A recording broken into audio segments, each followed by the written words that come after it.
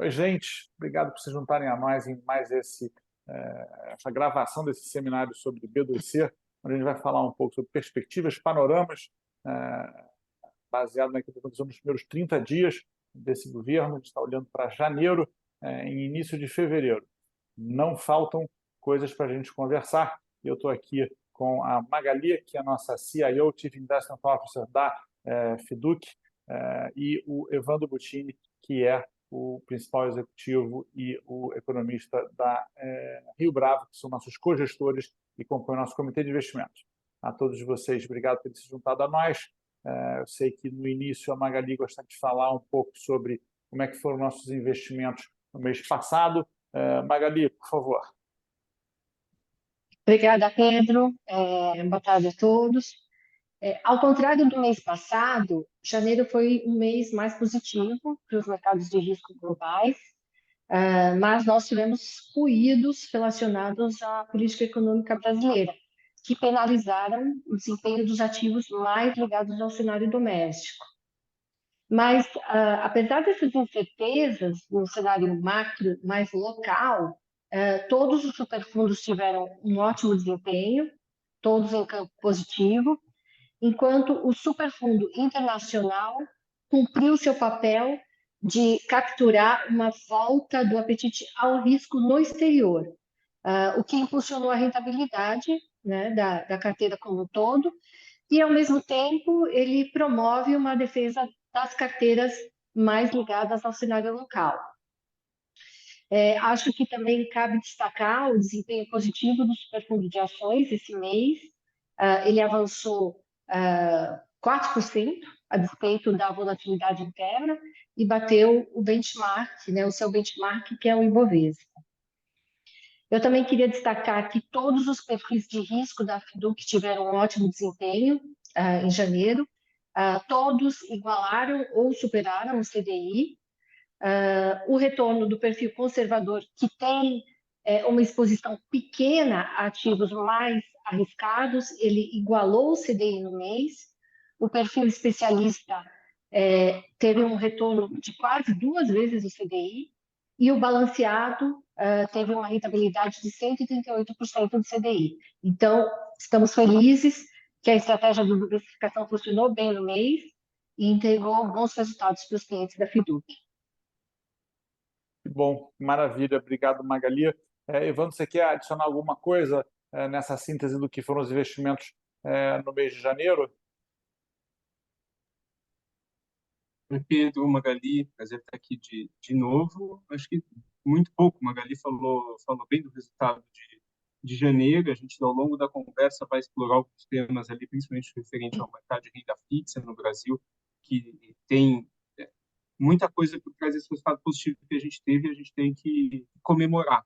A gente evitou ali um problema que a gente estava evitando, as facilidades do mercado de crédito, e teve um resultado muito positivo em ações, operando o Ibovespa, num ambiente que está muito difícil de esperar o Ibovespa, né? A gente já vê vários gestores ficando para trás, em janelas curtas e longas, e a gente conseguiu ir muito bem. Então, acho que são esses dois destaques, mas é muito assunto para a gente falar. Que bom, maravilha. Então vamos pegar um adjetivo seu e falar de difícil, né? O que é qual a leitura desses primeiros 30 dias do novo governo do Lula 3, né, Evandro? A gente fez um prognóstico, a gente traçou um panorama em dezembro, muito com o Gustavo Franco, de que, e a frase também foi repetida várias vezes por você, de que a gente deveria se ater aos fatos, aquilo que realmente acontecia e não ao discurso, né? A gente agora entra em fevereiro, no final de fevereiro tem 2 nomeações para o Banco Central, mas teve muita espuma de chope, ruído, que geraram muita dificuldade para os investimentos. Como é que você enxerga isso hoje, Evandro? Você continua com a mesma cabeça, ou seja, você e o Gustavo continuam achando que tem muita espuma de chope e pouca informação, muito ruído e pouca informação até agora? se for de chope, tá boa, né? Que o chope já chega. Tem realmente muito ruído na mídia normal. Acho que primeiro porque o jornal vive de vender notícias, né? De amplificar esses ruídos, e porque também o governo, não só esse, a gente tem que admitir, no Brasil, nos últimos mais de 20 anos assim, adora criar ruídos também, né? De várias naturezas. Então, quando a gente se atenta aos fatos, né, a gente estava conversando antes, a gente lê mais o Diário Oficial que qualquer outro grande jornal, a gente vê pouca coisa. Em janeiro, que é o normal, janeiro do primeiro mês de um novo governo é um mês estranhíssimo, porque o executivo tomou posse e o legislativo não. Então, não tem legislativo. No passado, quando, em termos estritamente econômicos, né, o executivo falava mais a nossa língua aqui, dos investidores, a gente gostava que não tinha um congresso, porque o congresso normalmente levava as medidas por uma direção diferente. Agora que o executivo fala uma língua que não é muito a nossa, e o congresso traz ele um pouco mais para a realidade, foi o contrário em janeiro. Mas, de concreto, a gente teve 3 medidas provisórias, as 2 principais, uma que recriou o Conselho Monetário Nacional. Para quem não sabe, o Conselho Monetário Nacional é o órgão máximo de definição de políticas públicas no campo de moeda, inflação, câmbio, crédito no Brasil. É a ele que está subordinado ao Banco Central, muita coisa que sai de SUSEP, né, de setor de seguros, enfim, é onde se faz política pública no Brasil nesse campo. O Conselho Monetário Nacional, desde 94, passou a ser Ministério do Planejamento, Ministério da Fazenda e Banco Central. Com a fusão da Fazenda com o Planejamento lá no começo do governo Bolsonaro, em 2018, o Conselho Monetário Nacional tinha perdido um pouco esse formato, mas, graças a Deus, ele voltou a ter o formato de 94, e a gente fala isso porque poderia ser pior. Antes de 94, ele chegou a ter quase 30 membros, tinha membros, representantes do sindicato, representantes de quem do BNDES, Banco do Brasil, enfim, vários outros órgãos ali no Conselho Monetário Nacional, que a gente sabe que normalmente não dá resultado. Mas o fato é que o Conselho Monetário Nacional hoje, e o Gustavo tem dado muita ênfase para isso, porque é onde no governo, principalmente no campo econômico, a gente vê a coalizão, a frente ampla, né, que se passou a chamar, entre Simone Tebet, que foi candidata a presidente, e apoiou o segundo turno, candidato, Roberto Campos, que é um cara que foi nomeado pelo cidadão, nomeado no governo anterior, agora 24, a cidade foi nomeado pelo presidente. Então, ali onde está a colisão no ponto de vista econômico, é dali que vai sair a discussão, etc. E Simone, principalmente, tem dado muitas notícias. E a outra medida provisória, uma medida provisória que mexe com o CARF, que é um órgão administrativo da Receita Federal, onde se discute tributos, autuações de tributos. Foi ruim, do ponto de vista de quem paga imposto no Brasil, a indicação do voto de qualidade do CARF, mas é algo que só estimula a judicialização. Não resolve nada, os contribuintes vão perder mais no CARF e vão ter que brigar pelos seus direitos na justiça, os processos se alongam, o custo do Brasil sobe, mas não é nada de curto prazo, nada de preocupante de curtíssimo prazo, é mais uma contra-reforma, vamos dizer assim, que vai numa direção contrária à prioridade que esse governo tem falado sobre a reforma tributária, que acho que também vai ser um assunto para a gente falar de política econômica nos próximos meses. Então é isso, Pedro. O Diário Oficial, por enquanto, fininho, sequinho, sem grandes notícias, ainda não dá para tirar grandes conclusões. E, Magali, daqui a 10 dias, 15 talvez, tem 2 diretores do Banco Central aí sendo nomeados pelo novo governo em substituição aos que estão aí dentro. E dentro da linha de que essa é a informação e o ruído está nos periódicos e na internet, como você está vendo aquilo que está acontecendo e como isso pode afetar o panorama político/econômico do Brasil ao longo desse ano? Tá, então nós temos 2 nomeações importantes, uma delas bastante importante, que é a nomeação do novo diretor de política econômica, É um cargo muito importante dentro do Banco Central. E a outra é talvez uma nomeação não tão importante, mas também o mercado vai ficar de olho para ver se é uma nomeação técnica, que é do diretor de fiscalização, né? Ambos precisam ser nomeados até o final de fevereiro. Eu acho que essas indicações elas vão sinalizar, né, o quão técnico, né, o corpo do Banco Central vai ser no governo Lula, né? São dois diretores, de 9 no total, incluindo o presidente do Banco Central. Não quer dizer que a coisa vai mudar completamente, porque você precisaria ter uma influência maior, mas é uma sinalização de como o governo Lula vai tratar dos temas inflação, juros, né, de uma maneira ou mais técnica, né, ou mais política. Então, acho que são nomeações muito importantes para a gente ver aí um direcionamento da política econômica.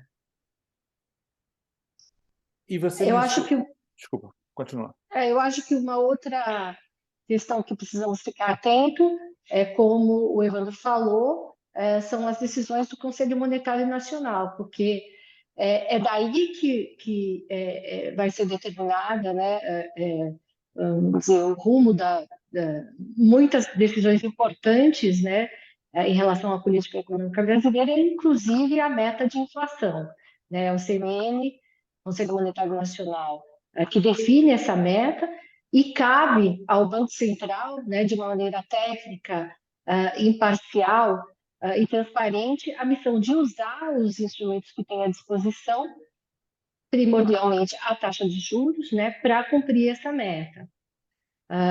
Então, eu acho que isso é um conjunto importante, né, de elementos que vão ditar o que vai ser o Brasil nos próximos anos, desse ponto de vista, principalmente da política monetária. Então, o que acontece no CMN, Conselho Monetário Nacional, e indicações do Banco Central são sempre importantes nesse sentido. Vocês querem abordar um pouco o aumento do risco de crédito privado no Brasil, que de fato, o gerador mais óbvio no primeiro mês foi a loja Americanas, na verdade, e que obviamente desencadeou uma série de coisas. A gente, num primeiro momento, nos nossos fundos, tem muito pouco impacto nisso, né? A gente praticamente não tinha lojas americanas dentro do nosso portfólio, mas vocês querem falar um pouco sobre como isso está reverberando dentro do Brasil e o que a gente está fazendo hoje, olhando isso, para ter certeza que a gente consegue filtrar ainda melhor o que tem de crédito privado dentro das nossas várias carteiras? Claro, acho que esse é um tema importantíssimo para investimentos no Brasil, já que a maior parte da carteira das pessoas está em renda fixa, né? Seja ela soberana, que são títulos de tesouro, seja elas privadas. Os juros no governo soberano já estão com bastante volatilidade, pelo que a gente vinha dizendo. E agora essa volatilidade chegou também nos corporativos, nos títulos privados, muito fruto do que aconteceu com as lojas americanas. A gente já vinha no ambiente de crédito um pouco cuidadoso pelos juros altos. Por um lado, tinha bastante oferta de crédito, porque nesse ambiente as pessoas tendem a colocar suas poupanças mais nesse tipo de ativo, né? O crédito no Brasil é pós-fixado, CDI+, Selic+, então, quando a taxa de juros sobe, as pessoas ganham mais dinheiro com esse tipo de investimento, as pessoas procuram esse investimento, o que faz com que também a oferta para as empresas aumente. Porém, as empresas vinham começando a ter alguma dificuldade de pagar um juro tão alto. Então, a gente estava olhando com bastante detalhe isso. Os gestores que a gente tem nos nossos fundos aqui estavam conservadores na sua seleção de crédito, e é por isso que a gente conseguiu evitar grandes problemas. Isso acho que é o mérito dos gestores. Ninguém que a gente investe tinha bola de cristal ou era um super analista a ponto de saber que tinha alguma provável fraude das lojas americanas, mas eles estavam mais conservadores, evitando o setor de varejo e evitando empresas que estavam alavancadas. É por isso que a gente, após a recuperação judicial das americanas, acho que começou uma retração do lado dos investidores, sejam eles pessoas físicas que investem em fundos de crédito, sejam eles grandes bancos que dão crédito para as empresas. Isso fez com que aquelas empresas que precisem emitir dívidas recorrentemente, né, para pagar as suas dívidas passadas, para financiar suas operações, seus investimentos, essas empresas ficassem mais sob os holofotes. Então, a gente vai ter alguns exemplos ao longo do ano, com certeza, já estamos vivendo alguns, de empresas que vão ter mais dificuldade de enrolar suas dívidas. E isso pode se traduzir em dívida mais cara, porém, em alguns casos, pode se traduzir também no aumento de recuperação judicial, aumento de recuperação extrajudicial, reestruturação de dívidas. Esse componente de americanos eu acho que é muito importante, porque a gente teve uma recessão com juros altos muito grande em 2014, 15, 16. E a gente viu pouquíssimo problema. Foi focalizado em algumas empresas pegas pela Lava Jato, enfim, fatores muito específicos. Acho que se esse ambiente de crédito não melhorar nas próximas poucas semanas, a gente pode ver no Brasil alguma coisa que a gente não viu lá atrás. Não parece ser o caso, esse é um cenário mais pessimista. A gente vê os bancos continuando suas operações, evitando alguns setores, evitando algumas empresas, mas é algo que a gente está com os radares muito ligados, conversando muito com os gestores de crédito que a gente tem na carteira. Todos os gestores estão com um nível de crédito bastante alto para passar por essa é, por essa volatilidade. Os prazos dos créditos também mais curtos, que ajuda, né? O problema em crédito tem muita relação com o prazo. Quando você dá dinheiro a prazos muito longos, isso costuma ser mais difícil de gerir. As maiores gestores que a gente tem aqui no Superfundos são gestores que dão crédito de forma mais curta, de prazos mais curtos para as empresas.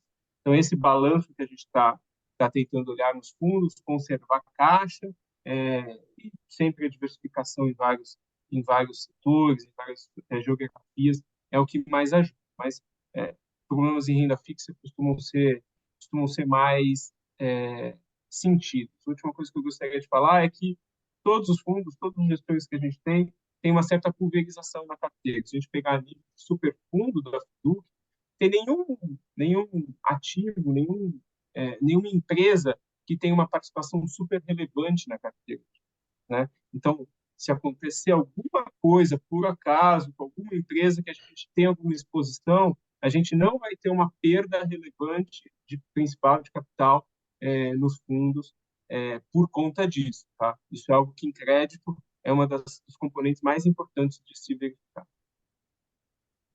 Maravilha, obrigado. Magali, você quer adicionar alguma coisa? Quero só adicionar, acho que o Evandro falou já muita coisa sobre a questão da concentração baixa que nós temos, né? Fundos muito líquidos, mas acho que é importante expressar que a gestão, né, representada tanto pela Rio Bravo como pela FIDUC, né, está ativamente conversando com os gestores, né, e até gostaria de expressar alguns pontos aqui que nós ouvimos nessas conversas nesse mês, como, por exemplo, alguns gestores, nesse primeiro momento de Americanas, fizeram caixa, tá?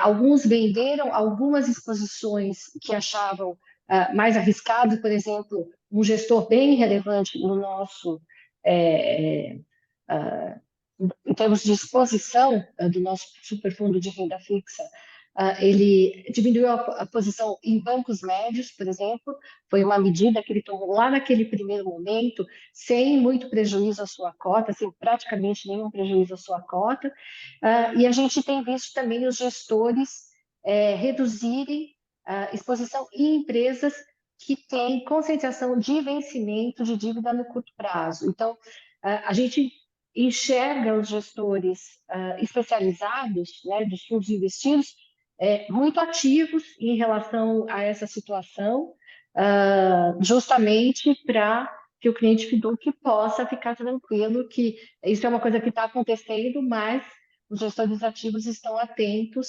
a todo esse cenário. Tá bom? Maravilha. Até agora a gente cobriu basicamente o mês passado, um mês um pouco melhor para investimentos, nossos fundos todos no campo positivo, a maior parte deles performando quase no benchmark ou acima do benchmark, como fundo de ações. Muito ruído, pouca informação vindo do novo governo do Lula 3. Tem que prestar mais atenção no diário oficial do que nas manchetes dos jornais. Algumas notícias importantes na segunda quinzena agora de fevereiro, e foco em qualidade e diversificação dentro do Comitê de Investimentos, para que a gente tenha como passar por esse período de instabilidade com a maior proteção possível para a sua carteira. A gente já deve estar se aproximando de uns 25 minutos de gravação, para a gente ficar dentro dos 30 que a gente tinha combinado. Eu vou perguntar, Evandro, você quer adicionar mais alguma coisa para essa gravação nossa em relação a janeiro? Você quer ter umas últimas palavras, algum assunto que você gostaria de abordar? Eu acho que em janeiro a gente falou do principal, do cenário macro, do problema de renda fixa, que acho que vai ficar com a gente por algumas semanas mais. Acho que são os pontos principais do mês, Pedro. E Magali?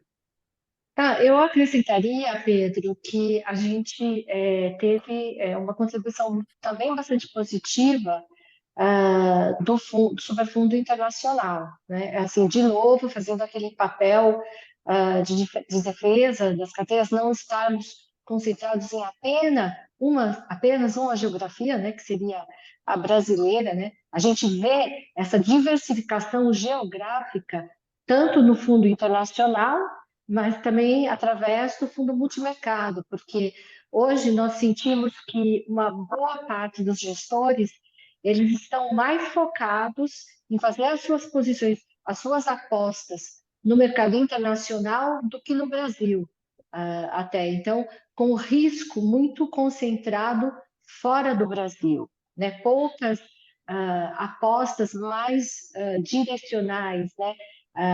Com muita convicção em ativos brasileiros. E isso traz uma diversificação que é muito, muito importante nesse momento, né? O Fundo Internacional, por exemplo, ele contribuiu com uma performance muito boa, né? Ele subiu mais de 2% no mês de janeiro. Então, de novo, reforçando, né, que essa diversificação ela é muito importante para fazer com que a gente tenha retornos mais suaves, um risco menor, né, e retornos melhores também no longo prazo. Perfeito, claro. Você, que é nosso cliente, também recebeu a carta de gestão elaborada pelo Comitê de Investimento, pela Rio Bravo e pela FIDUC. Leia a carta de gestão, tem um monte de informações lá dentro. Se tiver alguma dúvida que a gente não conseguiu tirar dentro dessa gravação aqui, fala com o seu planejador financeiro. Ele tem acesso a uma série de palestras, simpósios, treinamentos e canais de contato direto com a gente. Ele vai poder tirar uma ou outra dúvida que você tenha ficado. Peça para ele trazer essa dúvida para a gente. No próximo mês a gente aborda isso para todos vocês. Então, Evandro, de novo, obrigado por ter vindo aqui conversar com os nossos clientes. Magali, super obrigado também. Se você ainda não assinou esse canal, aproveita e subscreve aqui no YouTube para seguir a gente e você vai ser avisado quando a gente tiver mais vídeos como esse. Evandro, Magali, obrigado a todos vocês. Até mês que vem. Valeu. Obrigada, um abraço. Tchau.